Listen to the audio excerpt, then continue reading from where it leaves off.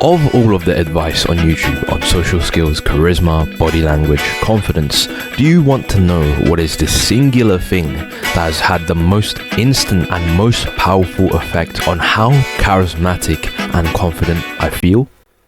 Almost like a limitless pill? Meaning, what if I literally told you there was a singular thing that if you just keep on doing every day could make you charismatic,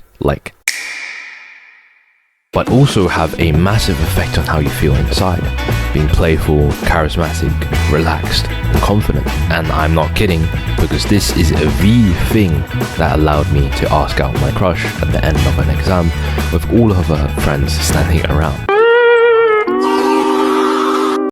And so what is the singular thing then? I'm not going to waste your time with a massive story build-up, so I'm literally just going to give the smallest example so that you actually understand what it is, then tell you what it is, and then tell you the actionable step at the end to make this 10 times easier and 10 times more effective, because I will admit it does take a little bit of balls. But before that, I just want to give you a quick introduction of who I am so that you know I'm not bullshitting you. So, I'm Benji, and I used to be probably the quietest kid in school, and I even got voted most likely to have a double life, so I don't know, something like Batman. All because I wouldn't speak a single fucking word at school. And I hid that shyness and insecurity with a powerful facade. So instead of being, oh, I can't talk to you because I'm too shy, no, I don't want to talk to you. Deep down inside, I was mentally fucked. And I had so much social anxiety that I would literally walk back home after a day of school, avoiding the teacher's questions. And I would just lay on the floor here because of how exhausted I was from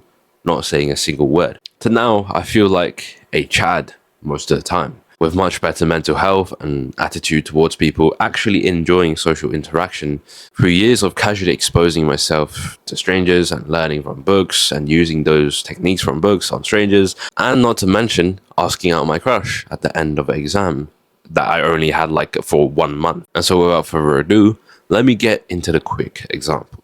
Imagine you're in a classroom and you want to talk to the girl that is sitting near you, or maybe she's your crush. But then the clock slowly ticks by and you're still not doing it.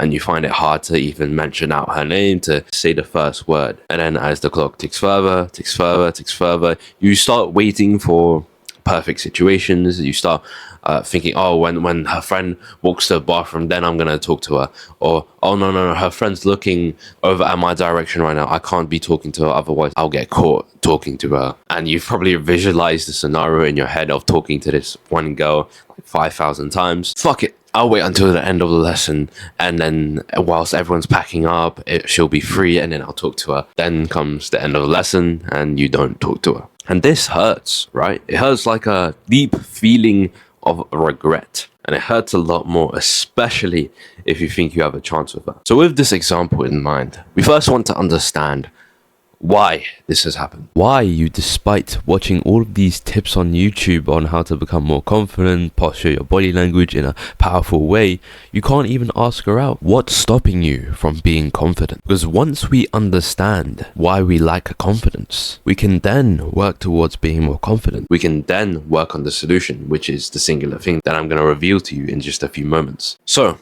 what is the problem then? Well, the main reason, I believe, and this was certainly the case for me, was that I didn't deserve to have a funny conversation that leads to me walking out of class with her and then grabbing lunch with her. I didn't deserve that. I wasn't at that level yet. I didn't have the lifestyle of a confident person. I didn't have the lifestyle of a sociable, playful, funny, charismatic person. I didn't have the amount of friends that a funny, charismatic person would. I didn't have the habits. I didn't have the social circle. Not to mention, I didn't talk to girls on a usual basis. I didn't talk to them on a consistent basis like they were human beings. I still had the mindset that many young men have, which is like, oh, it's a woman. I'm going to put her on a pedestal. Oh, how do I act around her? All right, so now I'm talking to her. I got to analyze my next response. How do I make sure that she likes me? I hadn't spoken to any girls in the past fucking years. Not to mention any dudes at all, any new friends at all, any strangers at all. So there's no fucking wonder why I couldn't talk to that cute girl in that class at that one point. I mean, just think about it. If you find it hard to talk to a random stranger, maybe you're walking in the park or you're walking to school, and it's some old guy, some random old bloke walking his dog. He smiles at you. He maybe does something like this. You ever had that before? Actually, let me go even further back. Maybe you don't even look people in the eyes when you're walking by. If you can't even do something as simple as give eye contact to some random guy walking by and say good morning, maybe even, dare I say, then how do you expect to start up a conversation and keep that conversation fun and playful with a cute girl? And so I ask you this. Do you talk to girls, pretty or not, on a consistent daily basis? Do you talk to strangers on a consistent day-to-day basis? Not to mention even your own friends at school. Because if you don't, that's most likely your problem here. So now that we've diagnosed the problem fully, we can talk about the singular thing now and how this will completely unfuck your social life, make you super, super charismatic, super, super easy. I promise. Every day, make an effort to find little social things you can do that are a little bit outside of your comfort zone. Imagine you're walking past people in the morning again and look at people.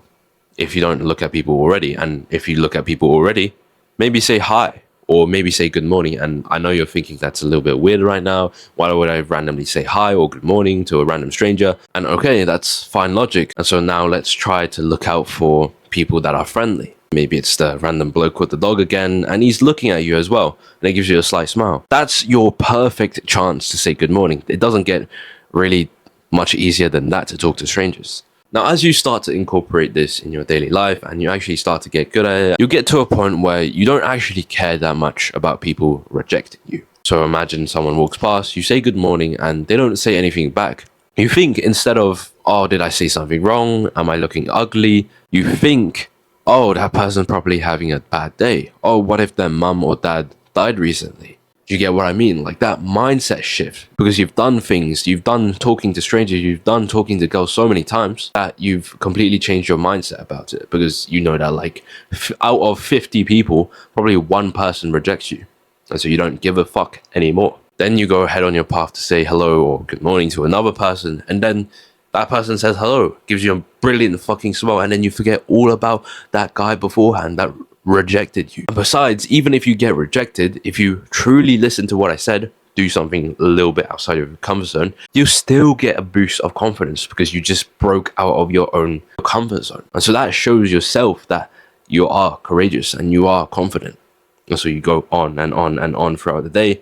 And at the end of the day, you're literally a different fucking person than when you first started the day. So as a quote to sum all of this up, build proof in real time that you are confident by socializing a little outside your comfort zone and realizing that all the nerves and anxiety and anxious thoughts won't actually kill you. But this technique is actually a lot more powerful than you think, because instead of just doing it every time, instead of literally talking to a stranger every time, although that is a good habit to have, you can actually recall your wins. Whenever you're in an anxious situation, maybe that day you haven't had a chance to talk to anyone, you can recall whatever wins you had. For example, I could put myself back into the situation through a visualization or just thinking about it, of me asking out my crush at the end of that exam, or maybe asking out a girl in the middle of a gym, or maybe even something as simple as a girl smiling at me and I smile back at her. Because when you recall these situations in your mind, before any awkward situation, any stressful social scenario, you can actually sort of relive the feeling. Obviously not as powerful as if you've just done it, because I'm sure you've heard this thing before where if you put yourself through a visualization of going through your fears, maybe you have a fear of spiders and you visualize a spider, you will feel fear. You will feel that feeling. You will feel a vibe. And so it's basically the same thing with this. So recall them, win again, because now you're in the vibe of charismatic, so it'll be much easier for you to win again, because most of us forget who we are most of the time. Most of us kind of just go throughout the day, autopilot. Oh, I don't normally talk to girls,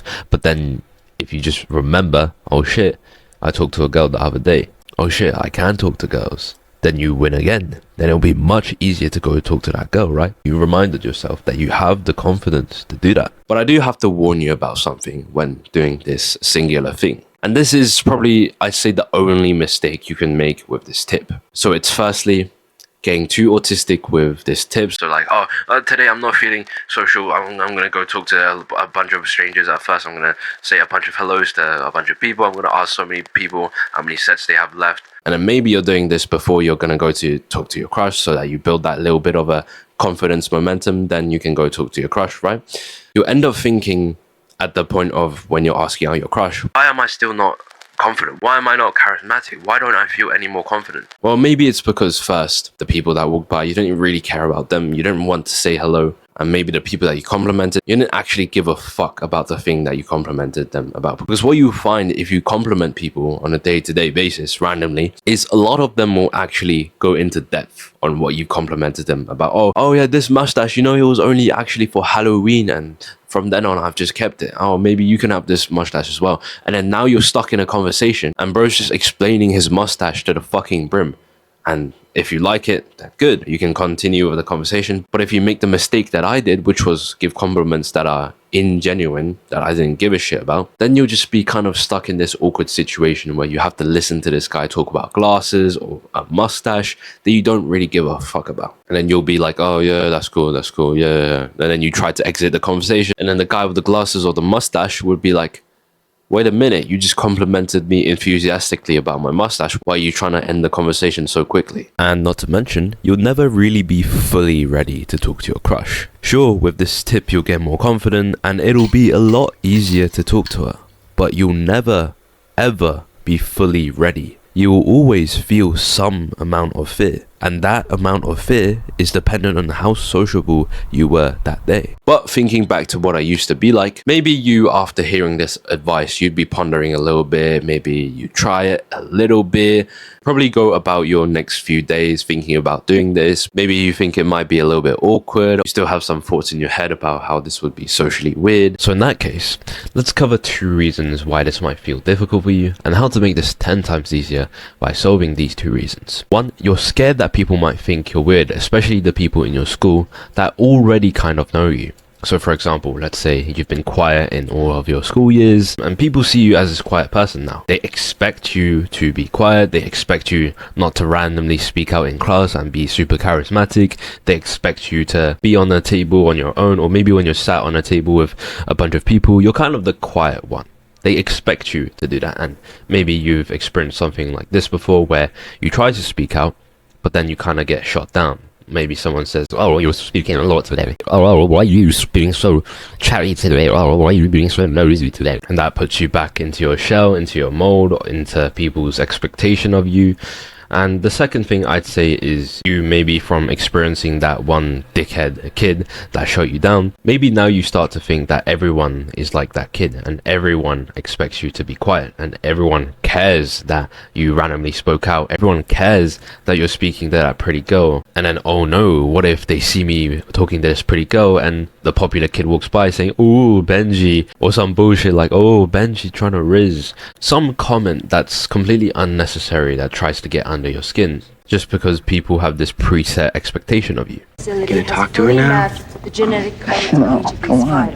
You talk to her. Armed with these DNA blueprints, we have now begun what was... And how I combated this and changed my life for the better, started being confident, started talking to people, not caring what people think, it's by changing your environment. And I got really lucky with this to go into a new college. Seeing all these strangers, I experienced something very strange, and it was, the girls and the guys in the classroom that have never met me before, that didn't go to my old school, so they didn't have these preset expectations.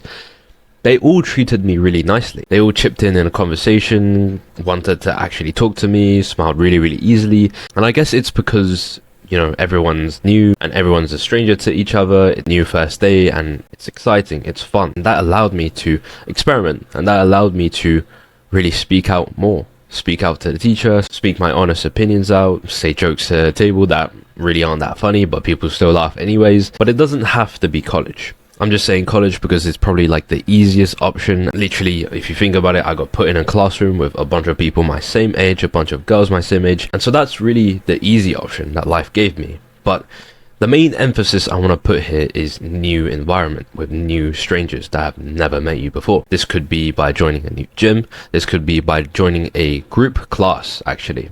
Because now that I think of it, if you join a gym, you're probably just going to be working out on your own, and the most you'll ever do in an interaction in a gym is probably, oh, how many sets do you have left, and then some small talk. I think the best case scenario here would be to join a class type of movement with like an instructor at the front, and you're part of a team. And I think this could be with anything, but me personally, myself, it's boxing. And with my boxing class, it's good because you get paired up with people to do drills, to do sparring, and when you do drills or things the instructor tells you to do with the guy you get paired up with, you can literally talk about the thing that you're doing. So if you're a complete social weirdo, this is probably the best case scenario for you, because you don't have to think about topics to talk about, and if you don't have anything else to say, you can just do the activity. And I even heard somewhere that for men, to build a bond, to build a friendship, generally we have to be working on something together. We have to be a part of something. We have to go through a struggle together. Think about what it is when people go into the army, you know? You're bonding together over brotherhood. I learned this the other day on the show about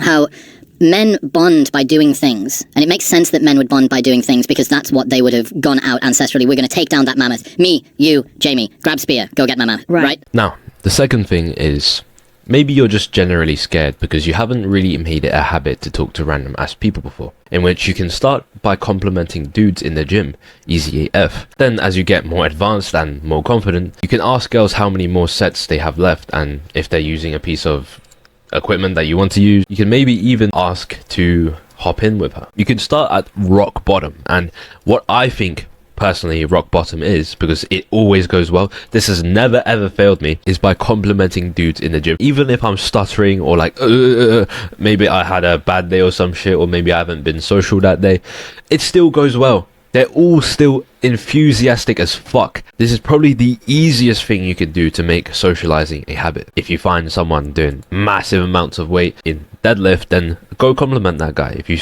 see a guy with a pretty good haircut, go compliment that guy. Because I don't know, this is like a presumption of mine, but gym dudes, what do you think they're in the gym for? To look good, right? Validation from other people. And so you literally directly, by complimenting them, give them that validation that they've been striving so much for. Plus, dudes just don't get compliments that often. So here are the 3 action steps that I want you to remember. Because, you know, throughout this video, I've been giving you some stories, some other details. But here are the 3 things that I really, really want you to remember. And if you have a to-do list, put them in your to-do list. If you have like a habit tracker, put it in your habit tracker. The first thing is look for opportunities to chat with people, compliment people that you actually want to. So remember the thing I told you about being genuine. Second thing is set up a social lifestyle. So try your best to, you know, gather some friends, maybe get something weekly to do, to maybe go play basketball, to go sparring. Like every Sunday I go out with my friends to do some sparring in the field, and this basically just keeps you social instead of just staying at home every day and just watching YouTube, go gym, watch YouTube, go gym, go school, watch YouTube. And this keeps you in that social momentum. So I guess the really actionable step here is go ask your friends to meet up, because if you want to get things done, you have to be the initiator. Don't wait for people to set up a meetup. Don't wait for the cool kid, the popular kid in the group. No, you try to organize the meetup this time. Just another quick note I wanted to add for this part where you invite all your friends out. For the first few tries, you may not get a lot of people that want to go out. You know, you might get a few yeses from people to go to basketball, and then you may get cancelled, and then people will say, oh, it's raining anyways, oh, we shouldn't do it. But then if you actually manage to keep on trying, you get the meetup going, you get some footage. This is the tactic that I used, which was filming all of us playing basketball, laughing around, and then filming us sparring. And then I send that into the group chat. And then guess what? Next week, motherfucker, bro, the amount of people times by like 3. Everyone in the group chat basically went. And so I guess a tip here is show people how fun it can be. And then if you want, record that social meetup and all the fun moments as marketing. And the third is find a new environment. Join a boxing gym, join, I don't know, horse riding, join surfing, join paddleboarding, whatever you find interesting. And it's going to be a little bit uncomfortable at the beginning. You're going to see new people, they're going to look at you and you're going to be, oh no, did they like me or not? But after like 2 or 3 times of going there, you actually don't give a fuck anymore and you've blended into the environment. So really, this step is down to how bad do you want it. So if you found this video helpful, join my free school community in the description below and book a chill 15-minute free coffee call with me so that I can give you free advice on your specific situation. Goodbye.